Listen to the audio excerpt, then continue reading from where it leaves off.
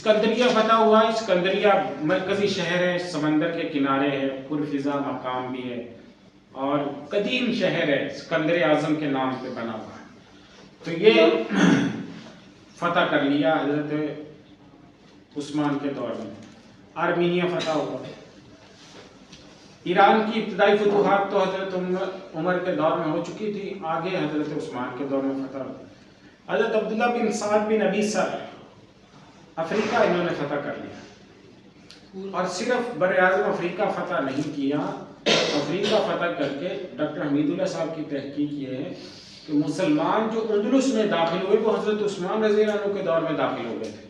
مسلمانوں کا ایک دستہ وہاں داخل ہو کر موجود رہا, اپنی حکومت بنا کے وہاں پہ ایک علاقہ مسلمانوں کا رہا, یہاں تک کہ پھر عبد الملک ابن مروان کے صاحبزادے نے کیا نام ہے ان کا, ولید بن عبد الملک نے وہاں دستہ بھیجا اور پھر وہ علاقہ بھی فتح ہو گیا.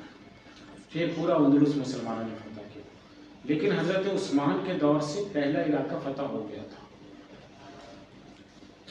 ٹھیک ہے, بر اعظم افریقہ اوپر سے فتح کر لیا اور سمندر میں پہلی دفعہ. اب حضرت امیر معاویہ پہلے سے کہہ رہے تھے, حضرت عمر رضی اللہ عنہ نے حضرت امیر معاویہ کو امیر بنایا تھا.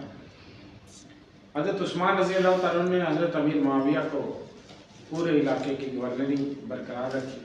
حضرت امیر معاویہ نے پھر حضرت عثمان سے درخواست کی کہ سمندر میں جانے.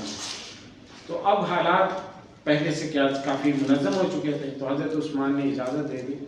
تو آپ قبرص, روڈس, تبرستان, یہ سارے علاقے آپ کے دور میں فتح ہوئے. یہ دیکھ رہے ہیں سائپرس کہلاتا ہے, نقشے میں دیکھو گے نا سائپرس لکھا ہوگا, ترکی کے ساتھ ہے. قبرص کا مسئلہ جیسے ہمارا کشمیر کا مسئلہ ہے نا, ایسے ہی ان کا قبرص کا مسئلہ ہے.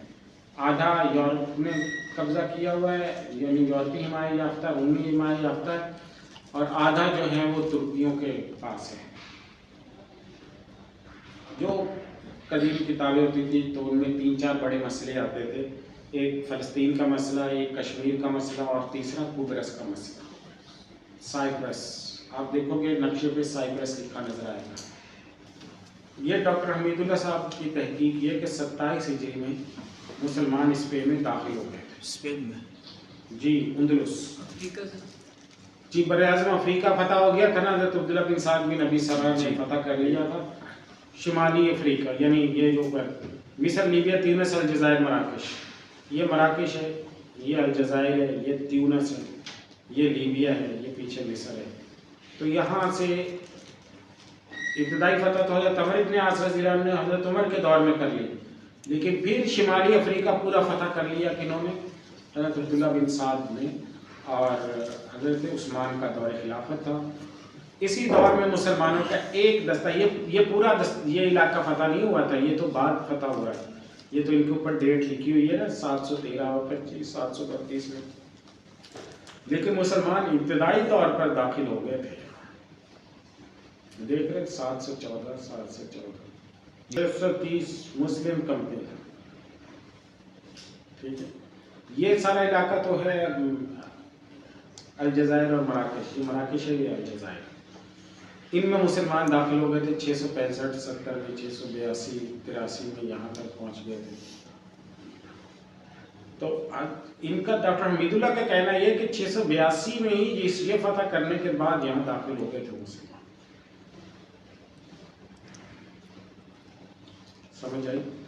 اور ولید ابن عبد الملک کا دور ہے یہ جو آ رہا ہے 712, 13, 14, یہ اس دور میں پھر مسلمانوں نے اس کو مکمل فتح کیا. لیکن ایک دستہ مسلمانوں کا الجزیرۃ الخضراء کے اندر, یہ الجزیرۃ الخضراء ہے, اس میں وہاں پہ موجود رہا. تو حضرت عثمان رضی اللہ عنہ کے دور میں بھی فتوحات ہوئی, لیکن حضرت عثمان کے پہلے 6 سال میں فتوحات ہوئی, آخری 6 سالوں میں اندرونی خلفشار رہا. اندرونی خلفشار رہا جس میں یہ جو حسن نے کیا نام ہے اس کا, عبداللہ بن سبا, وہ تحریک چلائی اور پھر پورے عالم اسلام میں خلفشار پیدا کر دیا.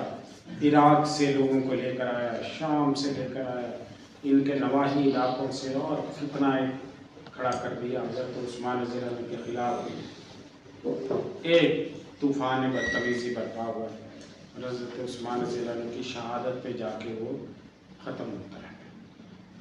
تو اسی وجہ سے آخری 6 سالوں میں پھر وہ فتوحات نہیں، لیکن پھر بھی اللہ تعالیٰ نے مسلمانوں کو کیا ہے جارجیا، ارمینیا، آذربائیجان یہ مکمل دے دی. شمالی افریقہ سارا فتح ہو گیا. اندلس میں بھی مسلمانوں کا پہلا